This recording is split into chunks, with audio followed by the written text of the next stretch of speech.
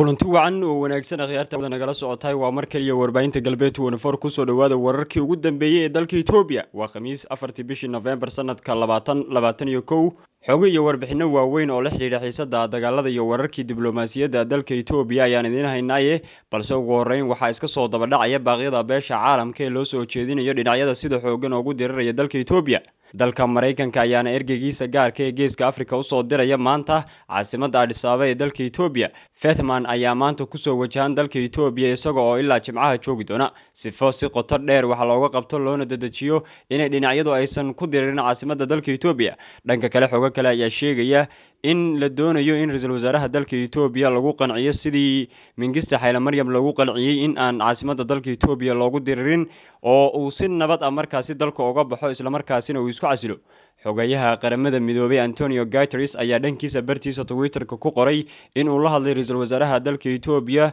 si fursad loo siiyo wadaxaajoodka lagu afjaro colaadda sidoo kale midowga Yurub iyo midowga Afrika ayaa dhawaaqooda ku xoojinaya in colaadda xal loo helo degdegna loo joojiyo dhammaan arrimahan ayaa muujinaya walaaca beesha caalamku ka qabo xiisada faraha ka baxday arrintan ayaana ku soo beegmaysa xilli xoogaga Tigreega ee TDF ay guulo waaweyn ka gaadheen dagaalada waqooyi iyagoo qabsaday magaalooyinka ugu baaxadda weynaa ee ugu istiraatiijisanaa iyo waliba deegaamo hor leh dawladda Itoobiya ayaa arrintan kaga jawaabtay in dadweynaha la abaabulo iyo xaalad degdeg ah la geliyo dalka Itoobiya si howlahaasi looga hortago ciidamada TDF-na loo caabiyo isla markaasina loo difaaco ra'iisul wasaaraha dalka Itoobiya ayaana shacabka ugu baaqay inay yar iyo weyn boqoriga qaataan oo ay ciidamada Tigreega ka hortagaan dhankiisa afayeenka kooxda TPLF Getachew Reda ayaa ujeedada xaaladda degdega ah ku sheegay arrin lagu banaysanayo dilka iyo xadhiga shacabka Tigreega ee wali ku sugan gudaha dalka Itoobiya intiisa kale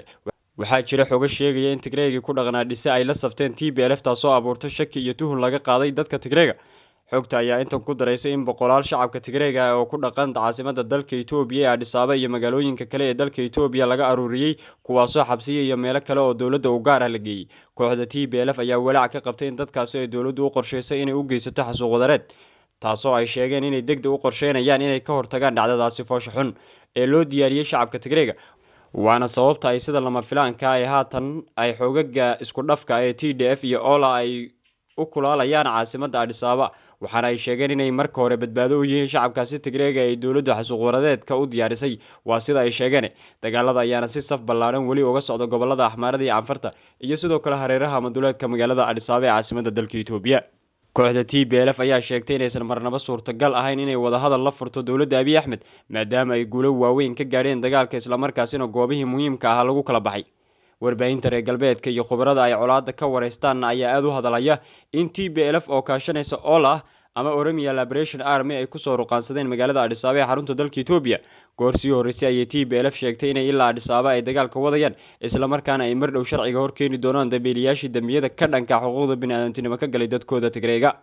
afayeenka jabhadda hubeysan ee OLA ayaa wakaaladda AFP u sheegay inay xukuumadda Abiy Ahmed u hadhay bilo ama toddobaadyo jabhadda OLA oo kaashanaysa xoogaga Tigreega ee TDF ayaa sheegtay inay muddo kooban kaga tuuri doonaan talada dalka Abiy Ahmed ila wareedyo kale ayaa sheegaya sidii looga baaqsan lahaa burburka dawladda iyo dagaalada la isla soo galay caasimadda dalka Itoobiya inay beesha caalamka iyo dalalka reer galbeedku ay ku howlan yihiin sidii Abiy Ahmed loogu qancin lahaa inuu dalka iskaga baxo ama isku casilo taas bedelkeedana oo ay u ballan qaadeen inaan wax daalac ah iyo dambiba aan loo raacanaynin sidii Mingista Haile Mariam oo kale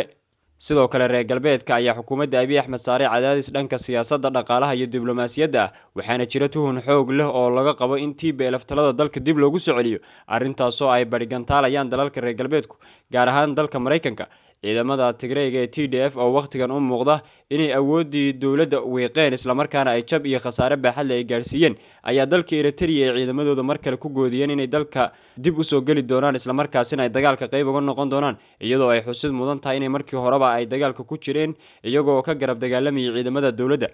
waxaana ay warbaahinta Eritrean Press oo soo xiganaysa mas'uul Eritrean oo diiday in magaciisa la xuso uu sheegay in Eritrea aanay eegan karin dariskeeda oo ololaya wuxuu intaas ku daray inay haboon tahay in dabka laga hortago inta uu Eritrea soo gaarin TPLF oo awood leh oo Itoobiya maamushana ay Eritrea dhimasho ay ka xigto ayuu hadalkiisa ku sii daray